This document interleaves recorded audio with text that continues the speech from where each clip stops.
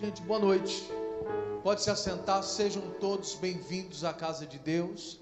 Como é que vocês estão, gente? Tá tudo bem? Deixa eu compartilhar com você algo de Deus. Abra sua Bíblia em Hebreus capítulo meia dúzia, pessoal. Hebreus capítulo meia dúzia.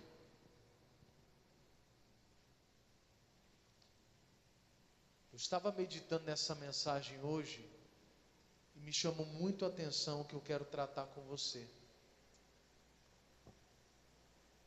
Confesso que ao meditar nessa mensagem hoje fiquei um tanto preocupado. E você vai entender o porquê já já. Hebreus capítulo de número meia dúzia. Quem achou, diga amém.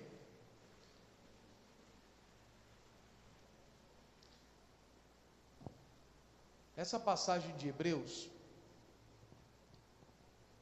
ela tem um trecho nela que muitos às vezes acabam não compreendendo da maneira correta, porque no verso 4, depois se você tiver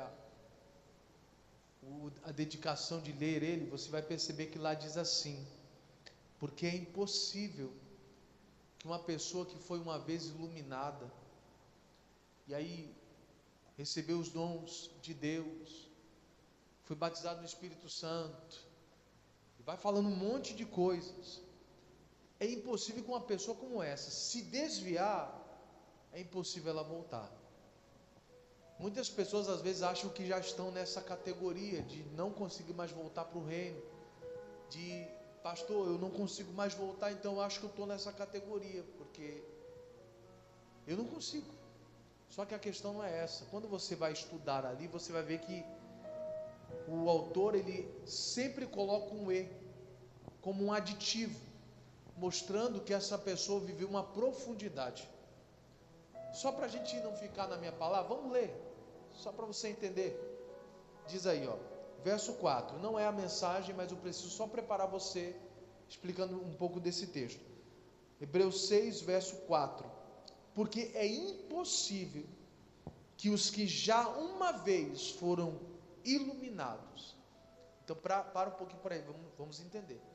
Então você vê que se uma pessoa ela se desviou, mas ela foi iluminada, ela ainda não teve uma profundidade. Ela foi iluminada. O que é ser iluminado? É quando as coisas ficam claras para você. É quando você entende as coisas. Isso é ser iluminado. É aquele estalo. Poxa, entendi. Você foi iluminado. Só que ele não fala que é só isso. Aí ele fala assim, foi iluminado e, olha o aditivo aí, ó. Porque é impossível que os que já uma vez foram iluminados e provaram um dom celestial, olha aqui para mim, pessoas que receberam de Deus um dom, uma capacidade. A palavra dom é dádiva, dádiva significa presente. Deus deu um dom para uma pessoa, então quer dizer, ela foi iluminada, ela recebeu um dom, uma capacidade, de repente para curar, de repente para evangelizar, de repente para ajudar alguém aconselhando, recebeu de Deus uma capacidade. Só que ela recebeu a iluminação, a capacidade e tem mais coisa profunda. Você vê que essa pessoa não ficou na superfície, ela mergulhou. Olha lá, uma vez foram iluminados e provaram o dom celestial e se fizeram participantes do Espírito Santo. Ela também foi selada. Ela não ficou apenas naquela, não, eu aceitei Jesus, não, ela aceitou Jesus, foi batizada nas águas e foi participante do Espírito Santo. Os 3 passos para você poder ser salvo, e ali você caminhando, mantendo-se firme nesse caminho, a salvação é garantida. Então você vê que essa pessoa não ficou na superfície, ela mergulhou, foi iluminada e entendeu a palavra, recebeu dons, capacidade, e agora foi participando do Espírito Santo. Só que não parou por aí, ela mergulhou mais fundo ainda. Olha lá, foram iluminados e provaram o dom celestial e se fizeram participantes do Espírito Santo e provaram a boa palavra de Deus. Ou seja, o que é provar? É constatar. A pessoa, ela não ficou só iluminada, ela não só entendeu, como também ela recebeu o dom, a capacidade, ela se tornou participante do Espírito Santo, e agora ela está provando a palavra de Deus, ou seja, aquilo que Deus falou para ela, ela comprovou, ela viveu, ela experimentou. Uma coisa é você estar na vitrine com vontade de comer alguma coisa e não ter dinheiro, outra coisa é você falar, rapaz, isso aqui é o que? Ah, é doce de não sei das quantas, pois me dê um. Ah, mas R$30, mas me dê um. Outra coisa é você experimentar, você não ficou só na vitrine. Deus está falando de uma pessoa que ela viveu a palavra, experimentou, percebeu que a palavra é verdade, ela se cumpriu. É esse tipo de pessoa que nós estamos falando. Então, primeiro, foi iluminado, depois recebeu um dom, depois se fizeram participantes do Espírito Santo, foram selados, provaram a boa palavra de Deus, verificaram que ela realmente funciona, e as virtudes do século futuro.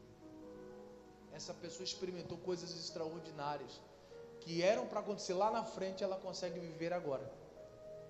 Virtude é poder do século futuro, coisas que iriam acontecer lá na frente, ela consegue antecipar isso e viver isso, viver esse poder. Se uma pessoa passa por tudo isso, ou seja, realmente mergulhou fundo, e ela desviar, aí sim, é impossível ela conseguir voltar. Aí o texto continua, aí você vai ver que é o que o autor está dizendo, Vamos ler o verso 4 para fazer sentido, tá, pessoal? 4, 5 e o 6 para fazer sentido. Então 4, porque é impossível, você vai ver o que ele está se referindo que é impossível, porque é impossível que os que já uma vez foram iluminados e provaram o dom celestial e se fizeram participantes do Espírito Santo e provaram a boa palavra de Deus e as virtudes do século futuro e recaíram, desviaram, sejam outra vez renovados para o arrependimento. Quer dizer, essa pessoa, depois de tanta profundidade, para ela se arrepender de novo é difícil.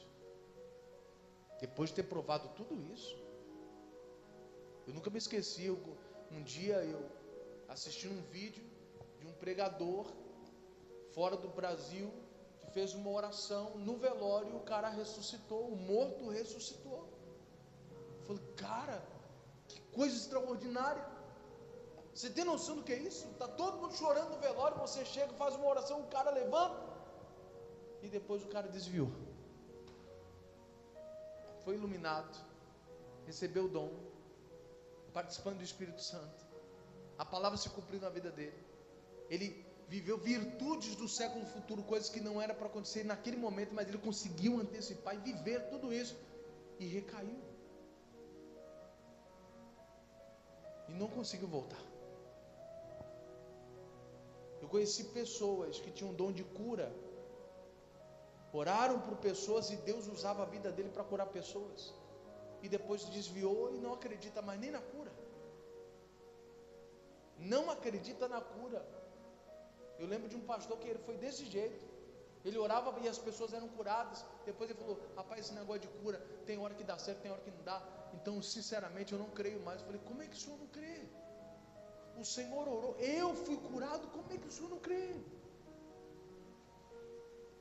O cara foi iluminado, mas recaiu, dificilmente volta. Se você viver uma profundidade com Deus, e depois de viver uma profundidade com Deus, você escolher as coisas do mundo, não volta não. Por isso que ele falou, é impossível que essa pessoa consiga ser renovado para o arrependimento. Mas por que é impossível? Aí você vai entender por quê. Porque Jesus revelou tudo para ele e o cara escolhe as coisas erradas de novo. Olha lá, ainda no verso 6, e recaíram, sejam outra vez renovados para o arrependimento. Por que isso?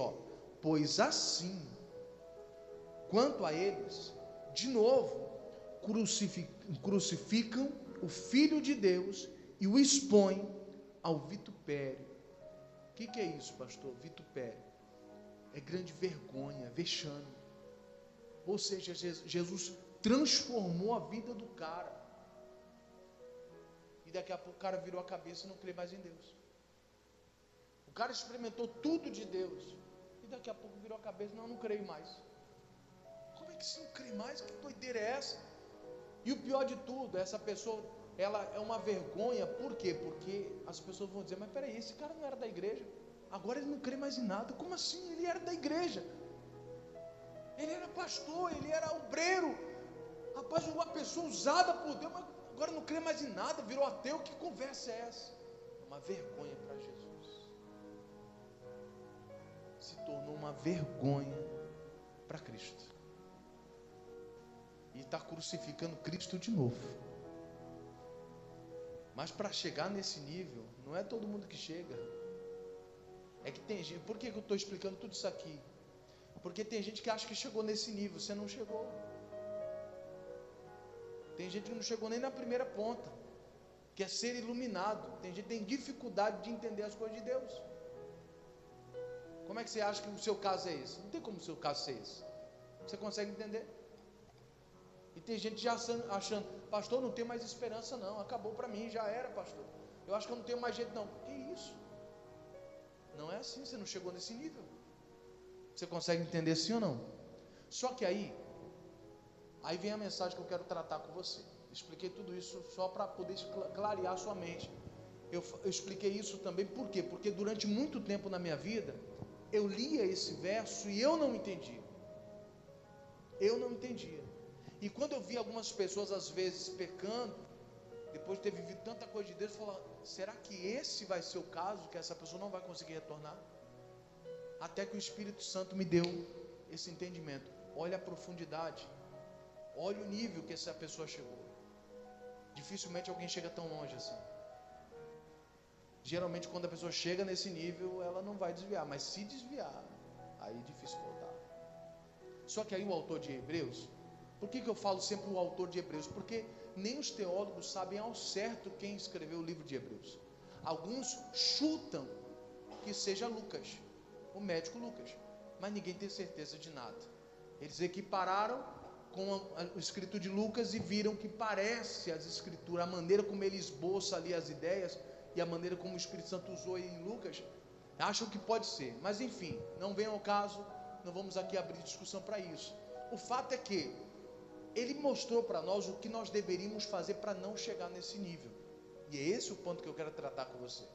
Nós precisamos abrir nossos olhos para não chegar nesse nível, onde não tenha mais arrependimento em nossos corações, onde a gente viveu algo tão profundo de Deus, e mesmo vendo algo tão profundo, tão grande, a gente ainda escolheu o diabo.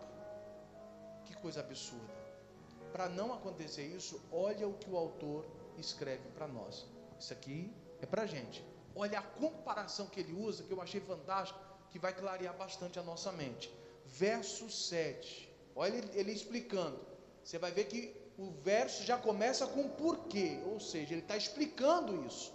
Verso 7, porque a terra que embebe, absorve a chuva que muitas vezes cai sobre ela e produz erva proveitosa para aqueles por quem é lavrada, recebe, quem que recebe? A terra recebe a bênção de quem, pessoal?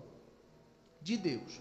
Mas a que produz, ou seja, a terra que produz espinhos e abrolhos é reprovada, e perto está do que, pessoal?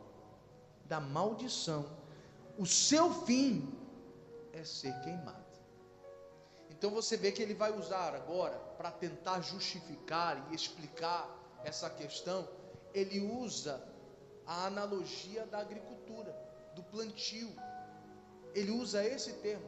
Ele fala, olha, presta atenção, imagina uma terra, cuja terra foi semeada uma semente, e a chuva desceu sobre ela, e essa terra absorve a chuva, e se tem uma semente lá, ela faz brotar essa semente. Essa terra que conseguiu produzir a semente e virar fruto, é terra abençoada. É assim que ela foi abençoada, porque uma vez que a semente foi plantada no coração dela, ela produziu um bom fruto, E quando eu falo de fruto, não estamos falando de milagres, nós estamos falando de mudança de vida, mudança de caráter. Porque é isso que Jesus falava quando ele falava da parábola do semeador. Ele deixou bem claro: a semente é a palavra, a terra é a nossa vida.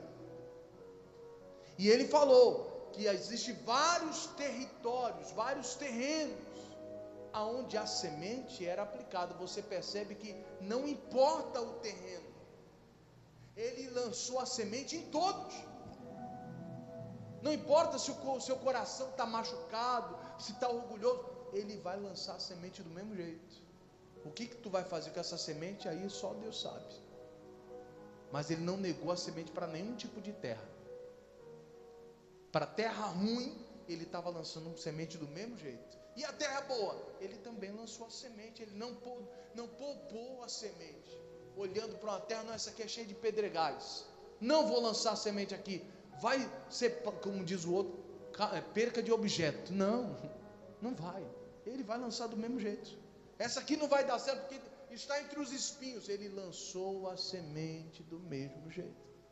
Talvez você está aqui e talvez não está nem aí com nada, mas mesmo assim Deus está lançando a semente. Mesmo assim Deus está querendo falar com você. E o que você vai fazer com isso? Aí é um problema seu.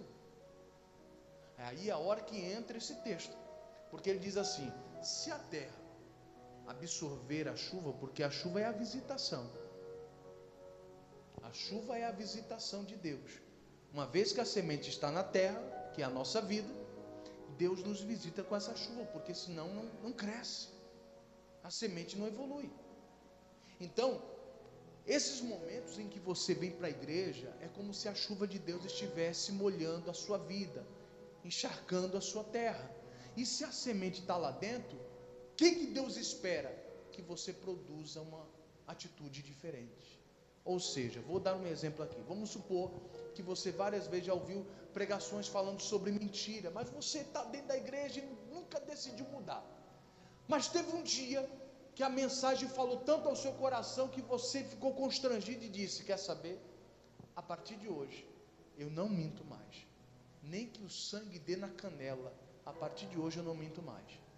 Naquele dia, sabe o que aconteceu? Você produziu erva boa. A semente estava lá dentro, a chuva veio e você produziu. Aquilo gerou uma atitude. O camarada estava no adultério, a ponto de largar a família, chutar o balde, e entrou no culto. Ele sabe que o adultério é errado, mas entrou naquele culto. A chuva de Deus veio, visitou ele, e naquela hora ele sentiu um peso no coração e falou: meu Deus, o que eu estou fazendo da minha vida? Eu vou trocar minha família por causa de uma mulher da rua? O que eu estou fazendo? Quer saber? Hoje mesmo eu largo essa mulher. O que é isso? Está produzindo fruto, terra boa. A semente já estava lá, mas quando a chuva veio, ela produziu. É o que Deus espera de nós. Deus espera que quando você ouça as pregações, você produza. E aí você vai relembrar que nós já estamos falando desse assunto desde domingo, onde eu falava da videira verdadeira. Quem lembra aqui? Eu falei que se você não produzir, você vai ser o quê? Cortado. E olha aqui de novo o assunto, o Espírito Santo trazendo isso à tona. Então, é dessa forma que funciona. O que Deus espera de nós é essa atitude, porque você ouviu: pastor, e se eu não tomar atitude nenhuma? Se eu tenho a semente, ou seja, eu estou entendendo as coisas, estou compreendendo, mas eu não estou produzindo, ou seja, eu não estou tomando atitude, não estou me arrependendo, não estou fazendo nada, não me comprometo com Cristo, o que acontece? Leia você, ele vai falar o que acontece com essa terra que não produz.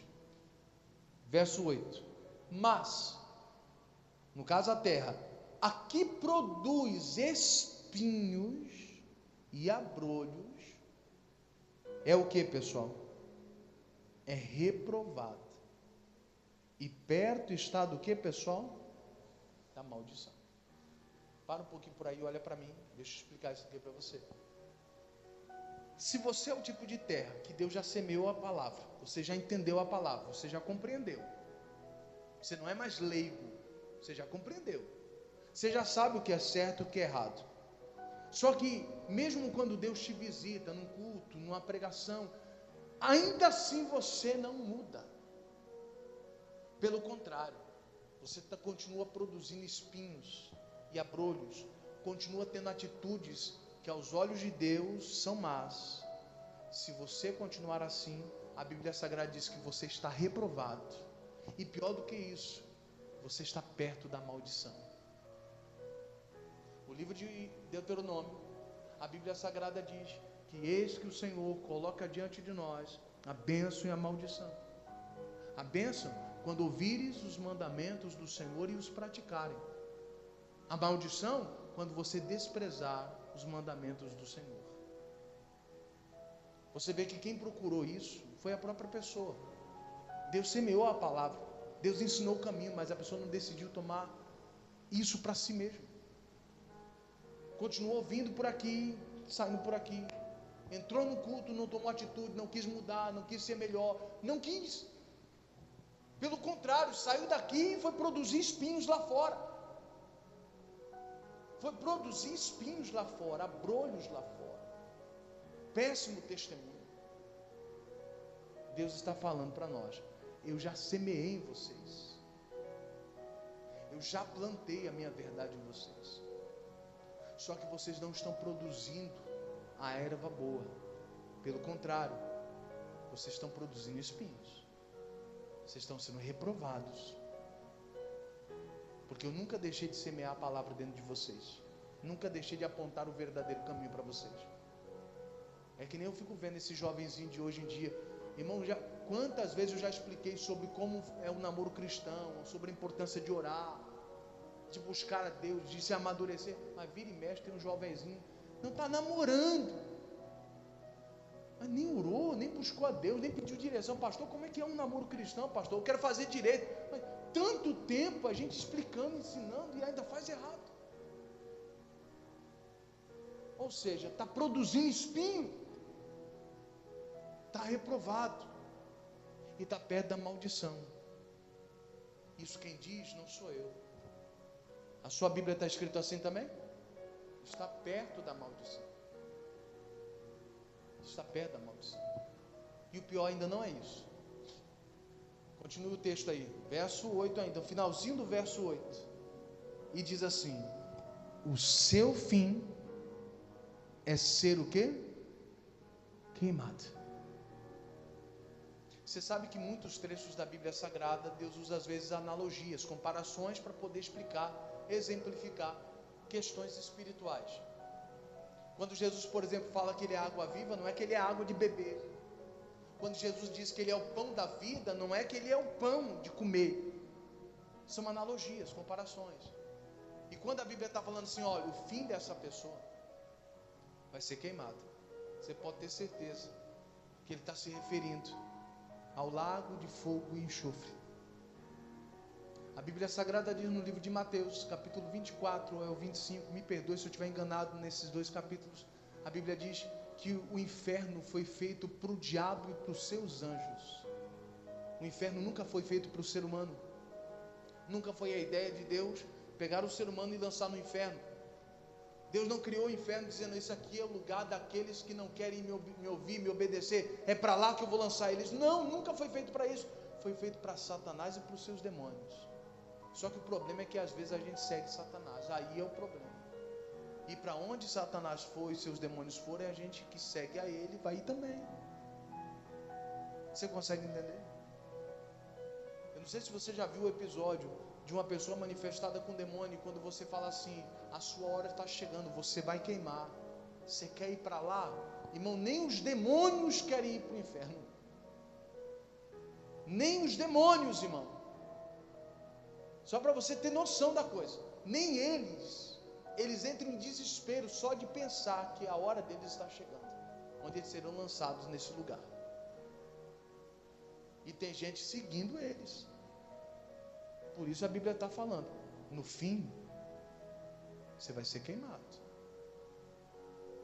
porque a semente foi plantada, Deus te mostrou o caminho, a semente é a palavra. Deus te mostrou o que é certo. Você está escolhendo o que é errado. Está cada vez mais reproduzindo espinhos, abrolhos. Você não se arrepende, você não se consagra, você não leva a sério as coisas com Deus. Você vai ser reprovado. Está perto da maldição. E no fim, o seu fim, você vai ser queimado, apontando para o inferno. Você consegue compreender isso? Irmão, isso é profundo. Ou seja, desde domingo o Espírito Santo está falando conosco sobre cadê as atitudes daqueles que realmente querem a mim? Cadê o resultado daqueles que me servem? Cadê o comprometimento com aqueles que me servem? Cadê? Não se escandalize.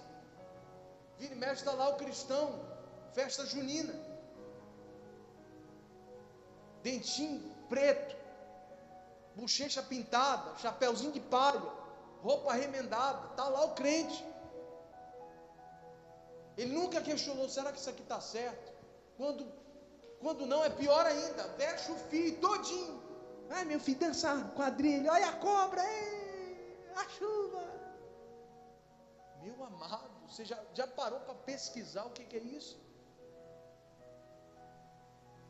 É que a gente muitas vezes temos vivido no automático, a gente nem pergunta o que é, o que está por detrás de tudo isso. A gente precisa vigiar, amados, isso não é festa para cristão. Ah, pastor, eu vi uma igreja que teve um arraial cristão. Irmão, se você quiser comer comida típica, cozinha, faz em casa, não precisa ir para esses ambientes onde essas coisas são todas consagradas. Eu conversei com uma pessoa que trabalhava nisso, e ele se converteu. Ele falou, pastor, a gente consagra para demônio sim. É lógico que a gente não vai abrir isso para as pessoas.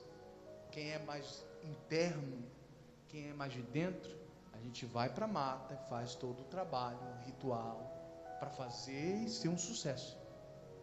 Mas as pessoas não podem saber disso. Deixa elas apenas ir para o festejo. Para eles é só alegria, é só comidinha típica, de boa. As músicas e tal. Mas tudo isso é consagrado. É preparado para ser um sucesso, para alienar as pessoas ali. A pessoa está participando, não, mas não está no meu coração. Você está no meio, meu amado. Pastor, as escolas impõem, tem que fazer, o filho tem que dançar. Nós somos parte de um país laico. Ninguém pode te obrigar quando algo te fere a fé. Ninguém pode te obrigar. Eu lembro que eu passei por uma cidade, Itapecuru, e a escola que a minha filha estudava quis impor isso. Não, porque a neném tem que participar da festa do junino e tudo mais. Eu falei, deixa eu explicar para você. Eu sou pastor. Isso fere a minha fé. Minha filha não vai dançar. Não, porque valendo nota. Eu falei, dê um trabalho para minha filha, ela não vai participar. E você não pode me obrigar, é lei. Você sabe disso. Ô pai, desculpa. Vou passar um trabalho aqui para sua filha. Eu falei, tão simples, tem que falar da lei para poder a pessoa avançar. Que coisa. Quer fazer descer de goela abaixo? Então a gente precisa vigiar, meus amados. Precisa vigiar. O movimento está acontecendo aí. É festa junina para todo canto. Cristão não entra numa dessa. Cristão não está no meio dessas coisas. Senão você está sendo reprovado. A semente já foi plantada. Isso não tem nada a ver com Cristo. Está lá você, partilhando da mesa do inimigo. Pastor, porque eu não vejo nada de mal. Esse é o grande problema. Às vezes a gente não enxerga, mas não significa que não tenha maldade naquelas coisas. Tudo que o diabo quer é cegar a sua visão para que você não enxergue maldade em nada, em absolutamente nada. Porque aquilo que você não enxerga maldade, você tem uma aceitação muito maior. Muito maior. Então tome cuidado com isso. Tem coisa que o nosso coração já até condenou. Você se sente mal, pastor, isso aqui não é para mim. Isso aqui não encaixa mais comigo, pastor. Isso aqui, não sei, pastor, meu coração até perto quando eu tenho que fazer isso aqui. Pois é, porque a palavra foi semeada aí dentro. A palavra foi semeada aí dentro. E Deus está esperando frutos da sua parte. A chuva está molhando você, a chuva de Deus, a visitação de Deus está vindo sobre você, e Ele está esperando um fruto bom, uma boa postura da sua parte. Mas quando não tem, aí nós somos reprovados, ficamos perto da maldição, e no nosso fim nós seremos queimados. Mas eu quero dizer para você, o nosso lugar não é no inferno, o nosso lugar é junto de Deus. O Senhor Jesus nos prometeu: eu irei adiante de vocês, eu vou preparar morada para vós, eu vou voltar para buscar vocês. Irmão, Deus, o Senhor Jesus preparou um lugar para nós, irmão. Só se a gente não quiser ir, eu quero ir. E para tanto, eu quero produzir de acordo com o que está plantado aqui dentro. Então, se a palavra foi plantada aqui dentro, eu vou produzir. Cada vez que Deus me visitar, eu vou produzir. Eu vou produzir. Eu vou ter uma boa atitude, vou ser um cristão aonde for. Aonde for.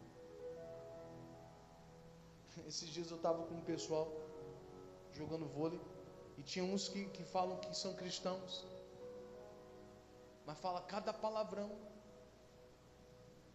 e manda o outro para o inferno. Eu falei, meu Deus do céu, está produzindo espinhos, não é o que está escrito aí? Produzindo espinhos, abrolhos. O pessoal tinha uma história aí de que quando jogavam bola os crentes dessa igreja, rapaz, não perdoavam nem um pastor, só produzindo espinhos, abrolhos. Como é que não respeita ninguém? Como é que eu jogo para machucar meu irmão? É jogo, pastor. Que jogo é jogo, irmão? Eu vou jogar para matar meu irmão, para quebrar a perna do meu irmão? Não, porque nós somos adversários no campo. Que isso, irmão? Ele é meu irmão em Cristo. Que doideira é essa? Você consegue compreender isso? Eu não vou machucar meu irmão, não vou fazer isso. Isso é cristianismo, é produzir um bom fruto. Você consegue entender? E aí, o autor de Hebreus escreve assim: o que a gente espera de vocês? Você vai ver que ele não está esperando algo ruim para eles, ele não está esperando que eles sejam reprovados, não. O que ele esperava, na verdade, é que coisas boas acontecessem. Verso de número 9, aí ele fala aí, mas de vós, amados, o que nós esperamos? Esperamos coisas melhores, e coisas que acompanham o que? A salvação, coisas que estão ligadas à salvação, que a gente espera de vocês, ainda que assim falamos. Ou seja, sabe o que eu espero de vocês? É coisas boas, coisas melhores, é o que eu estou esperando de vocês, visto que a palavra já foi semeada aí. O que a gente espera de você é que você mude, e que as suas ações sejam acompanhadas da salvação. Por que você não mente? Porque eu sou salvo. Salvo não mente. Rapaz, a mulher está dando bola para ti, fica com ela. Por que tu não vai ficar com ela? Porque eu sou salvo. Salvo não trai a sua esposa, não trai o seu cônjuge, de jeito nenhum. Vou trocar minha família por causa disso aí? Não, de jeito nenhum. De jeito nenhum. Ou seja, as minhas atitudes, os meus frutos vêm acompanhado da minha salvação. Então tem coisa que eu não faço porque eu sou salvo. Porque eu sou salvo, aí eu não faço. Deu para entender essa mensagem hoje? Põe no seu coração. Quando você orar, pede para Deus isso. Desde domingo Deus tem tratado conosco, cobrando de nós frutos. Cristão precisa frutificar. E ele não está falando de milagre não, querido. Ele está falando de atitude, de comportamento, de pensamento mudado, transformado. O cristão tem que tratar melhor a esposa, o esposo. Tem que saber lidar com seus filhos. Tem que saber educar. Não precisa ser ignorante, estúpido não. Não precisa disso. Tem filho que não tem momento de alegria com o pai, não sabe o que é o pai sorrir com ele, brincar com ele. Não, pastor, minha cabeça está muito cheia, não dá tempo para ficar brincando não. Ele é uma criança, ela é uma criança, ele não entende isso. Você vai ter que descer o degrau e falar: é o meu filho, peraí, Vamos criar memórias aqui. Vamos estabelecer memórias. Um dia eu ouvi um rapaz falar uma coisa interessante. Falar um pouquinho de família aqui para você. Ele falou assim: olha, quando seus filhos crescerem, o que vai ficar marcado na memória deles não é se você conseguiu dar um carro para ele, se você pagou a faculdade dele, se você conseguiu comprar uma moto para ele. Sabe o que vai ficar marcado na memória dos seus filhos? É o dia que você brincou com eles, que você sorriu com eles, que você levou eles para passear, que você trocou uma ideia com eles, que você abraçou eles. Quando ele jogou na escola, você estava lá torcendo por ele. Ele caiu e você falou: levanta, você vai conseguir, vai. Ele vai lembrar disso. Isso ele vai lembrar. Que memória nós estamos fazendo nossos filhos terem? A gente quer substituir emoções por materialismo. A gente acha que os nossos filhos vão lembrar do brinquedo que a gente deu para eles. Eles não vão lembrar. Eu não lembro dos brinquedos que meu pai me deu. Meu pai não tinha tanta renda assim para poder ficar dando brinquedo, mas eu não lembro tanto. Mas eu lembro dos momentos que meu pai colocava uma música e ficava dançando com a gente, e abraçava a gente. Meu pai sempre foi muito carinhoso, minha mãe também. Então, ou seja, isso está aqui, ó. Isso fica. E nós, como cristãos, precisamos produzir bons frutos. Um cristão é um pai melhor, é uma mãe melhor, é um esposo melhor, é uma esposa melhor. É assim que nós somos. Amém, queridos? Se no caso é filho, eu vou ser um bom filho para o meu pai, para a minha mãe. Não, eu sou a ovelha negra da família. Para com isso. Você agora é de Deus. Tira essas ideias tortas da cabeça. Você é de Deus agora. Você vai produzir frutos de honra. Não se envergonhe das suas origens. Não, porque meu pai, pastor, era muito pobrezinho. Não gosto nem de falar de meu pai. Para com isso. Não, porque meu pai era um ignorante, eu tenho vergonha. Pare com isso. Ele fez o melhor que ele podia. Se ele conhecesse Jesus, ele seria diferente. Assim como você pode ser diferente, porque você conhece Jesus. Então produza bons frutos. Amém, queridos? Em nome de Jesus, eu quero orar com você. E mesmo que você se sinta como essa terra que a chuva veio e você só está produzindo espinhos, se essa palavra chegou para você hoje, é porque dá tempo de você mudar isso. Não é hora de ficar perto de maldição e nem ser reprovado. É hora da palavra de Deus encontrar lugar no nosso coração. É hora de produzir. Amém, queridos? Se ponham de pé, vamos orar.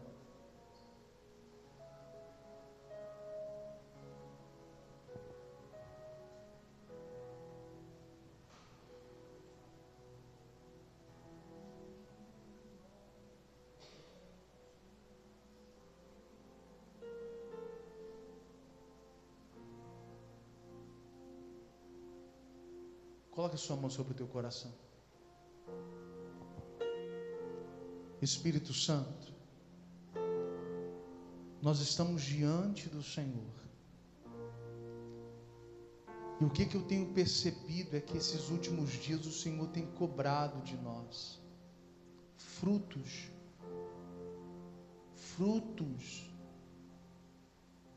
Talvez a gente está tão acostumado a vir à igreja pedir bênção, milagre, transformação, porta aberta. Mas hoje é Deus quem cobra de nós, dizendo: eu quero os frutos. Eu quero fruto. Espírito Santo, tem gente hoje orando aqui dizendo: Deus, eu tenho percebido que infelizmente os meus frutos têm sido como espinhos, têm ferido pessoas, têm machucado pessoas.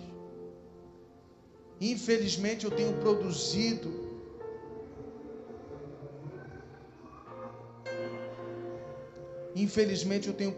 espinhos e abrolhos,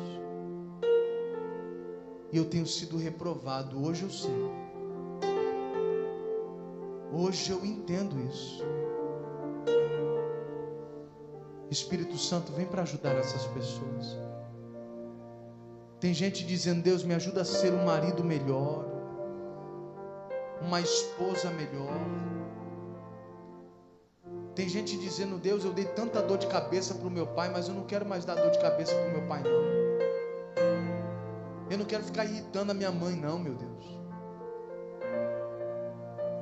Me ajuda a ser alguém que dá bons frutos, cuja semente está plantada dentro de mim, e quando a chuva de Deus, a visitação de Deus vem, eu produzo, eu mudo. Ah, Jesus, tem gente que entendeu esta palavra, e tem gente que enquanto ouvia essa pregação, a chuva de Deus estava visitando ele, e dentro de si ele dizia: eu preciso melhorar, Jesus, eu preciso, eu quero isso. E eu peço que o Senhor ajude cada uma dessas pessoas. Esse filho que diz: eu não quero dar dor de cabeça para o meu pai, não quero dar dor de cabeça para minha mãe, eu não quero ser uma decepção na minha casa. É esse esposo que maltratou a esposa e sente que precisa se acertar. É essa esposa que maltratou o esposo e sente: meu Deus, eu não posso ser assim. Somos nós dois, somos só nós dois, a gente precisa um ajudar o outro. O meu esposo não é o meu adversário, a minha esposa não é minha adversária, é meu companheiro, é meu parceiro, minha parceira. Tem gente que diz: meu Deus, eu preciso ser mais honesto. Deus, me perdoe porque eu não estou produzindo coisas boas. E eu peço que o Senhor ajude cada uma dessas pessoas. E mesmo que ela tenha se desviado do caminho, ainda dá tempo dela voltar, dele voltar.